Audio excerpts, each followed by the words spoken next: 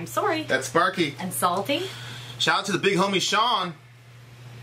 Shout out to all the Avenged Sevenfold fans. I know, they've been so patient. You guys basically built the channel. Yeah. We went back to the original paper list because we went to the website one. It wasn't really working, so we went to the original paper list to find this request. This is the very first one, isn't it? Yeah. Number 1. Yeah, I'm pretty sure you asked people if they wanted the list, and then you never got an address. But. Oh, yeah. Yeah, if somebody wants this list, here we are. $1. The bidding starts at $1 at PayPal. Oh, okay. Oh, well, PayPal or the Patreons? No, PayPal. I don't even know how he's going to do that, so I'll let you take that up with Well, Vin. do just like what we did with the Pink Floyd thing. Nobody's going to want this thing.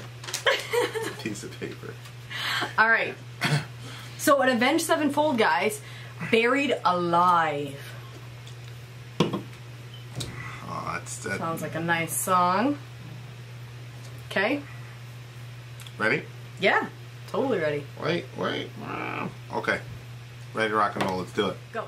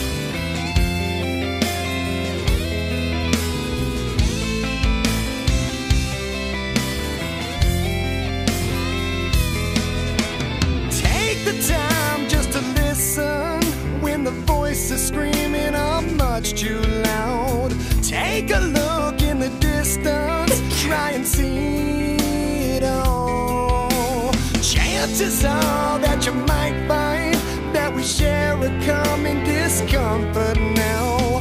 I feel I'm walking a fine line. Tell me only if it's real.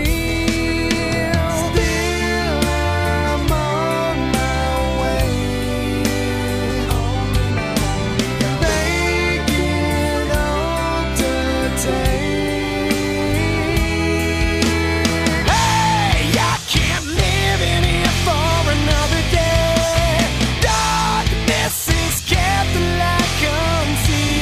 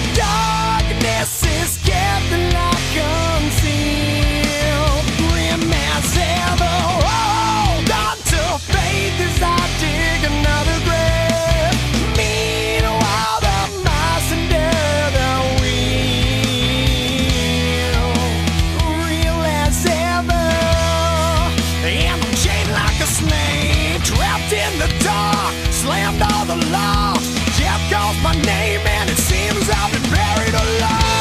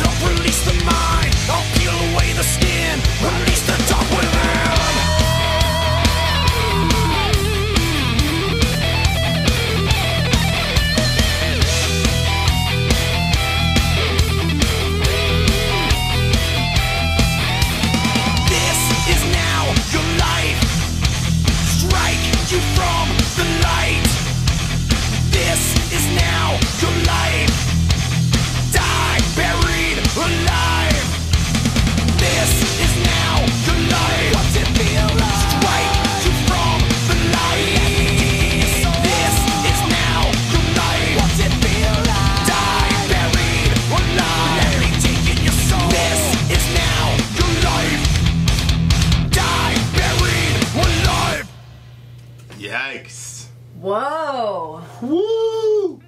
Wow, now that's a good Avenged Sevenfold song. That one's good. God almighty. What?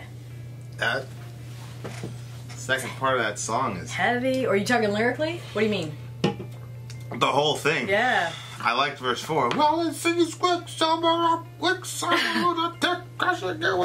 Yeah. You know, because like I grew up in hip hop and Yeah. rap, and there's such a. I think that's one of the things that I. You know, that cadence of like being able to rhyme with an attitude. Oh, yeah, yeah. You know, like I think rappers do that the best. You know, Oh, I like agree. The way that you deliver it is part of. Yeah. You know, it's not just that it rhymes. So like the way he did it, you know, like Yeah. Yeah. That was really, really good. Yeah. So Buried Alive. Okay, so this is the same record that has Fiction and Save Me on it. God Hates Us is also on it, Victim, and then obviously Buried Alive. That's like a major fear for people. To be buried alive. Yeah. Yeah. Yeah, like that's Yeah, I pretty remember sharp. when I found out that like back in the day, people didn't realize that people were actually still alive. They thought they were dead because they were in a coma or something. And then like when they would open like old graves and caskets, and they were like clawing in there, and there's all these like claw marks because the person's like, oh. Yeah. I'm like, I remember I heard that. I was like, you can cremate me. I don't know if it's an urban legend or what, but like I heard that's what where the term wake came from. What? You know, Really? like going to a wake. Yeah. Oh, because sometimes they would come out of their coma at that point? Right, it was one of the ways to like ensure that the person was dead.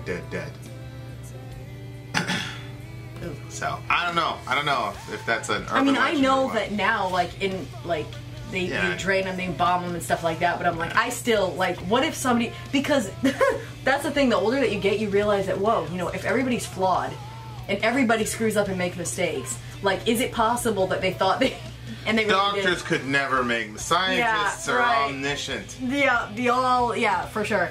So, Watch out. cremate me. I saddened the hearts of some of my family members by saying that. Because I think that they think if you get cremated, you go to hell. I was like... What? Yeah, they're thinks that in your family. Like, in your immediate family? They're, like, not sure if you should do that. Like, it's kind of one of those, No, generally the Christian... Yes, in my immediate family, some of them are very concerned about that. In the Christian tradition... Because only the pagans and stuff, like, burned... You know, like, they would send them off in the thing and they would shoot the arrow, which I thought was actually a pretty cool send-off. But yeah, send them off to the angel. Yeah. In the Christian tradition, we generally didn't cremate people because of the witness of the resurrection. So the idea was we're planting this body as a seed, and it's gonna come back up during the resurrection. Is that why? Yeah, so it was like a theological statement to bury someone without... It's lost all its theology now. What do you mean it's lost? I'm saying people don't know it as that anymore. How many people have you ever met that said, yeah, that person just got buried because... Have you ever been to a Christian funeral? I've been to tons of them. Don't they always talk about the resurrection? They talk about the resurrection, but they don't talk anything about the way the person is going to be buried in the ground is being planted like a seed. They have never heard that. And I've been to bunches of them. So, how many have you been to, sir? I've been to enough. And they said that? No, but they talked to... They don't even need to use the actual words. If somebody got cremated, they say the same damn thing. That they were going to be resurrected. Yeah. But you just said that the reason that they wouldn't cremate... Generally speaking, historically, that was the reason. And I said that that's been forgotten and lost. And you looked at me like I was freaking insane. Well, it's just because something is forgotten and lost to you, generalize it to the entire populace. All the ones that I've been to, I've never heard them say that. I've never heard that thought before. And I'm asking you, how many you went to where you heard that? Where they said, the reason this person chose to get buried rather than cremated. No, it doesn't... That distinction is made. Of course they all talk about the resurrection. No, they... I'm not saying that the early Christians said, the reason we're doing this. The theologians would say that. So Aquinas would say that, and Augustine would say that. Yeah. So, but when they were... I'm right, it's been decided, I'm right. When they were doing the... Yeah, I'm right, that's it. Anybody who can figure out where that reference came from will win a special award. I'm right. Put a little asterisk and then write what we're talking about. That was actually a funny moment for me. I loved it. Okay, so yeah, I think we'll leave this to our listeners that I don't. I'm just confused about what are we actually... Okay, the actual discussion here. What are we Drink some more Red Bull, babe. What are we disagreeing on? Are you saying is it a legitimate idea? I said it's been lost from Christianity, the reason why people get buried rather than get cremated. And I'm saying, I've never heard it spoken of. I've been to Bible college, I grew up in the church, I've been to a bunch of funerals, and I've never once heard that. And I've heard bunches of Christians say, you should not get cremated. No, sir. Why? Well, doesn't that say that there was a Christian tradition but what I said was that reasoning, that logic that you put forth has been lost. That's all I'm trying to say. Well, I don't know how I ran up to it if it's lost. Okay. It's always you're right. All Christians. It's always this weird scenario. Everybody knows. It's always this weird scenario where you act like I know things that nobody else knows. Okay, well, is it possible? We'll also leave that up to the audience. Is it possible? You know more than the majority of people you know. Is it possible? Books you've read. Is it possible that it's just that you're not very well acquainted with Christian history? Is it possible that I'm just like a normal dude and that... How many other people have you met that know as much as you know? About what subject? Look at what? About Christianity. Look at what? And Christian history. Alright, let's just get into the song. I'm so Right. For the record. Listen, if you think that I'm right, you need to put Sori's right. And if you think Vin's right, put Vin's right. There is no soteriological ramifications to whether Nobody or not knows you what the fuck you're saying right now. Okay, you're not going to go to heaven. That goes to my point, right? You're not going to go to heaven and hell. Mark knows what I'm talking about. You're not going to go to heaven and hell whether or not you get cremated. It's just, no. Yes, I agree with that. All right, can we get into the actual review? Go ahead. Thank you. Take the time just to listen when the voice is screaming or much too loud. Take a look in the distance and try to see it all. Chances are that you might find that we share a common discomfort now. I feel like I'm walking a fine line. Tell me only if it's real. Still, I'm on my way. On and on it goes. Vacant hope to take. Okay, what do you got? I just thought it was about somebody that was going through a difficult time, and they felt like they were being buried beneath everything and just buried alive. But then in the end, it almost sounded like it got opened up to, like, the beginning parts, it didn't sound like that they wanted to be buried alive. But then in the end, it seemed like, I don't know, somebody else was involved in the situation. Well, it seemed like the Grim Reaper showed up. Is that who? I'm like, somebody else get involved. That's why he was saying, get your hands off me. Okay. Which, you know, when we did the Tool review, everybody was like, not every song is about Maynard's mom, Vin. Yep. You know, so like The Patient. Yeah. Which everybody was saying was about Maynard's mom. And you had some people, not every song in Patient has nothing to do with his mother. Really? But I feel like I might fall into the same trap with A7 because... Why? Because the Rev was dying or die. He died. Obviously we know he died because Save Me is there. And Save Me was one of the first A7 songs we reviewed. Remember? Yeah. Tonight We All Die Young. That yep. Mm-hmm. So I feel like at some level these guys had to battle the concept of life and death in ways that other people don't. No, I would throw into you on that. And so it's hard for me, especially in this record, because Fiction was about the Rev, Save Me was about the Rev, Tonight the World Dies. I mean, you know, Victim, I'm pretty sure Victim was about the Rev too. So Far Away, like that was part of the Rev trilogy, right? So Far Away, yeah. Fiction, and Save Me. Yeah. So like, it's hard for me not to have, you know, the Rev in the background here. Because he basically, the doctors told him that he wasn't going to live anyway. And right. like, by this time he had died, like, I understand that. But, like, songs get, written or ideas get brought up prior to them being actually put on a record. Yep.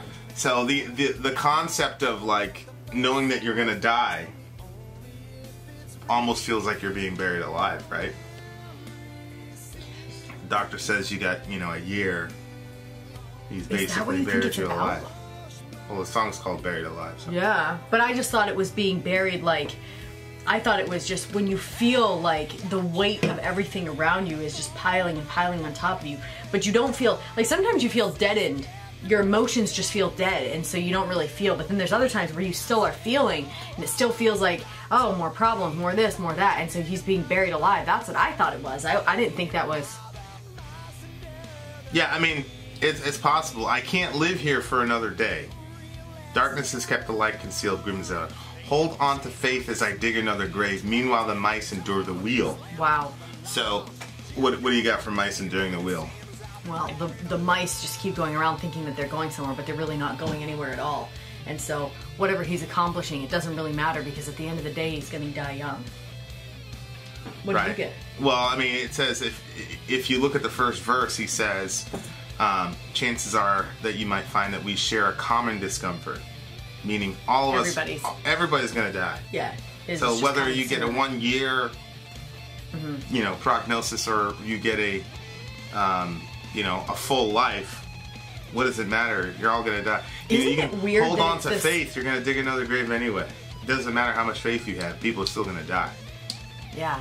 It's weird that, like, we all know we're gonna die. Like, people deny the existence of God, they'll deny the existence of this, that, whatever, but nobody denies the existence of death because we see it, like, we know. Right. And nobody's like, I know that when I die that I'm gonna go to where God is, and then, but I don't know, like, what is that journey going to be like? What is that going to feel to leave my body? What is that going to feel like? Am I going to feel the travel there? Am I all of a sudden going to be there? Like, what's that going to be like? Is God going to make himself small so I can look him in the face? Or is he going to be, you know what I'm saying? Like, there's thousands and millions and billions of questions.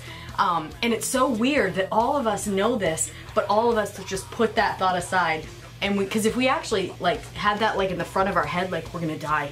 We're going to die, like, one day we're going to die. We don't know if it's going to be painful or if it's going to be an easy exit, but still we're going to die and we're going to leave, and we're taking that journey by ourselves. All us girls, we like to go to the bathroom all together in a group, or, like, when we go do something fun, we like to do it together. But, like, when you die alone. Why you say you die alone? Didn't the angels take Lazarus? Well, I'm saying alone as far as nobody. It's not like we can be like, okay, we're gonna go together. Like, however it's gonna. We don't know. Like, yeah, the angels. But I mean, I've never really been a friend of an angel. Like, it's not like my friend Angel's gonna show up and be like, yo, we've been hanging out. Let's go. You know what I'm saying? Like, or who knows? Yeah, that's strange. I don't have that perspective of death or what? dying. That it's gonna be alone? Yeah. I never had that. I never had that thought at all. Oh, I do. Because I probably think because I've come close to dying a few times. So yeah, that. I've never felt alone. And you don't have like a whole big problem with being alone. Like, you just kind of. Yeah, but I never felt alone in those moments. When you were dying? When you felt like you were dying? When you were dying? There's some pretty hairy situations where I was like, oh. You know, I never. Well, when I say alone, I mean, well, I already explained it, but I think that we just have different views. Like, alone as in, it's not like your friend or your mom or your, you know what I mean? Nobody's going with you. Like, you go, you journey, you cross the Great Boa, you travel to Valhalla, whatever you want to call it. Well, even when he was crossing the Great Boa, the angels were there. Yes, but it's not people. It's not like, oh, I'm gonna go with you, Vin, and we're gonna cross over together, and I'm gonna look, and it's Vin. And so, like, we go together, and neither of us really know what's going to happen. Whatever that angel, say if there's an angel that brings you across, that angel knows where you're going. Jesus said there is an angel that brings you across. Yes, but it's still... What the heck is going on in communication today? Yes, but the angel is not, like... The angel doesn't have my experience as a human being that, like, I just left my body that I've known all of my existence. Now there's my body, and here I go, and I'm going off with this angel, and I don't really know how long's this journey? Is it a light year? Is it, like, immediately? Is it, like, there's a bunch of questions. Why are you looking at me so weird? No, I'm listening to you. I think it's interesting. So then... You're alone in the sense of none of your earthly companions are going there with you. And maybe, because the Bible does talk about, you know, an idea of like a guardian angel, maybe that angel that's been with you your whole life, maybe, or if it's Jesus that shows up, the angel of the Lord that shows up to bring you, I don't know. Maybe you say your spirit recognizes him right away and you're like, oh, my friend, and you go. Like, I don't know. Yeah. That's what you picture. Well, yeah. You have such a happy God. Why is my situation never like that? Well, mine has that little bit of like, oh my gosh. Well, I mean, I don't know, but my sister's the same way. She was telling me the thought of that, like, whew. Yeah, it's the angels went and took him to Abraham's bosom. Yeah, but. Well, I mean, they've been with him since he was You're born. so good with not a lot of details. What do you mean, not a lot of details? Like, when we have something coming up, and I'm like, okay, start to finish, let's talk this out. Now, what's going to happen on day one? How's this going to go? And you're like, we don't even know what's going to... How can we even determine that? How can we even know that? So I'm like that. I want to know, okay, so as my life is slipping away, and my spirit is leaving my body, is the angel going to be there right away? Or is he going to hold out? Am I going to be floating on the top of the room looking at everybody crying? Or am I going to be alone? Is it going to be... I have all these questions. How long is it going to take to get there? And I already said my other questions. You know, there's bunches of questions. And so because all of those things I think when it's time to die, God gives you dying grace. Oh, I would throw in with you on that. So I don't feel I'd be alone. Yeah, but I don't have dying grace in this moment. You should read Jonathan Edwards. Jonathan Edwards' Heaven, a World of Love. Heaven, a World of Love? Yeah. He was talking about how the angels love you. They've always loved you. And that because God loves you, they love you, and they've been protecting you your whole life. And then when their assignment with you is done, it's going to be an honor for them to usher you into the presence of the Ein Sof. So cute. So, you know that? But what's that verse where he says basically but he talks about the God all my life long? What is that one? Yeah, it's the angel who's been my shepherd all my life long. Genesis 49 with Jacob. Yeah, that seems Bless to be the these type boys. of situation you picture yourself in. Well, that's what the Bible says. Yes, I know that, but it's just I don't know. That's what Jesus. Well, it's interesting. You guys are watching my journey as I journey. Because It's interesting, relative to this song, because the world that this song paints is, this guy's on a mouse enduring the wheel. Yeah, it's not. And you're just, running along until you finally run out of breath and you die. Whereas the statement about the angels taking somebody up is from the mouth of Jesus in regard to this guy Lazarus, who is this poor guy. Yeah. He was poor, and he died, and like the dogs were just died in absolute poverty, and he died alone. Right. And then Jesus says the angels took him. It's crazy because, well, when I picture him, I picture he's alone, but that when the angels took him, that was when he had the most companionship than he had ever had in his entire life. Yeah. But you're a good companion. So the thought of like floating away from you. When Muhammad died, yeah, that's the last thing he said. He What? said, Allah is the best companion. Allah is the best, basically Allah is my best friend. That's what he said when he died. Yeah. He was on his deathbed. So he had Aisha there. Aisha was probably his best friend. Yeah. I think Abu Bakr was out doing something. And then you had Umar was outside, but so he was there with Aisha, and he was whispering, and she went down to hear what he was saying, and he said, Allah is the best companion. So I mean, it's a good way to die. So, I mean, I'm very surprised that you have a. I never used to. I never used to have You've that. been talking to these atheists too much. No. No, it's not that. No, I know, because you're talking about, like, going into the presence of God after you die and all the rest. Yeah, no, it has nothing to do with them. Like, I started having these thoughts a while back. Yeah, but a lot of people have a fear of death, though. It's pretty natural. But, here it says, I'm chained like a slave, trapped in the dark, slammed all the locks, death calls my name, and it seems I've been buried alive. Well, yeah. It would feel like that. Because... What, being chained like a slave? Well, he obviously is not coming from the viewpoint that you cease to exist when you die. So, you don't cease to exist. There goes your body, and that's buried. I don't know. He says, take you down now, Yeah. burn it all out, throw you all around, get your fucking hands off me. What's it feel like? You took the wrong route. Yeah. Watch it all fall apart. Now you're knocking at the wrong gate. Yeah. For you to pay the toll, a price for you alone. The only deal you'll find, I'll gladly take your soul. Yeah, so what do you mean? So this is death speaking to him. And he's at the wrong gates. You have the heavenly gates, the pearly gates, or you have the gates of hell. Now you're knocking at the wrong gates. And now he's talking about the afterlife, it seems. Yeah, I'm saying he doesn't believe in cease to exist. Who, this guy?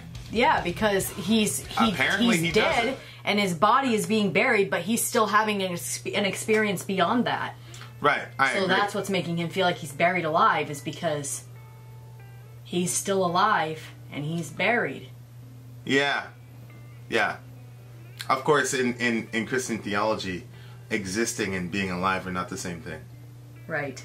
Right? So, like, being You alive... always have these nuance. Well, being nuances. alive... You're right. Being alive means being one with the Ein Sof, with being with God. And being dead is being separate from Him. But here, you took the wrong route. Now you have to pay the toll. That's a very smart line. Why? What do you mean? Because... Route and toll? Yeah. Think about it. Yeah. Like, you have to pay the toll. The toll just so happens to be your soul. Yep. A price for you alone. Yeah, the only deal you'll find. I think that's real shit. That's what we say, right? Yep. Like, you have when you only two. Jesus said, when you talk about the route, Jesus said, broad is the way that leads to destruction. Yeah. And narrow is the way to life, and few there be that find it. Yeah. So you took the wrong route. Yeah. Like, you took the broad way. You took the... Oh, I was thinking of, like, there's only two ways to pay the toll. Either Jesus pays your toll for you, or you're gonna pay. Well, if you end up at the gates, Yeah. then you've decided that you want to pay your own You already toll. decided that you were paying your own toll. Right. But you decide that every decision throughout your day is that. You know what I mean? Like, well, every decision that everything that you do with God is that decision, right? Yeah. Like, you know, because, you know, on the one hand, it's like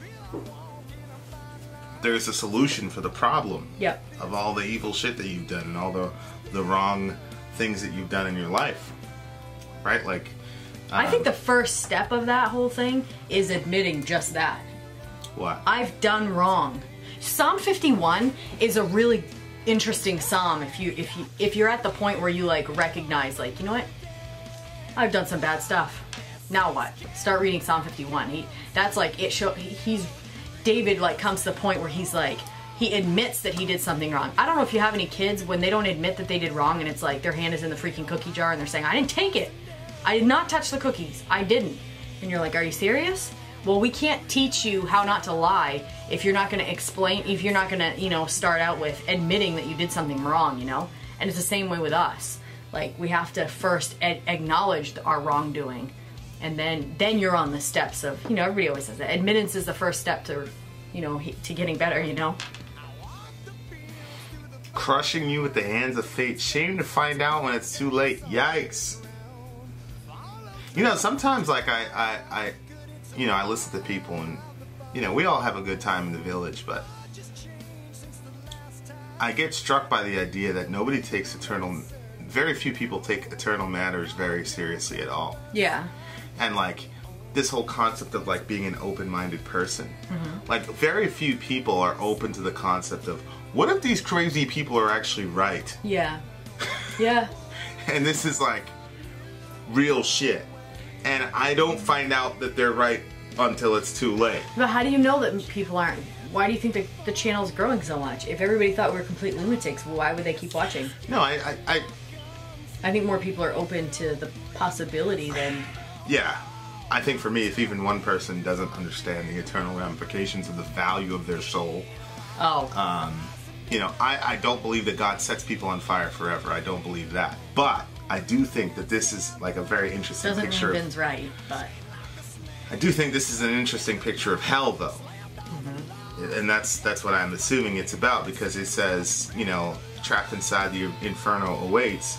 Evil thoughts can hide. I'll help release the mind. I'll peel away the skin and release the darkness within. And right now, as it stands, that's my understanding of hell, is that it's a dimension of reality where people exist, constantly going deeper and deeper into the darkness that's within them and expressing it in the most fucked up society you've ever seen, with zero restraints.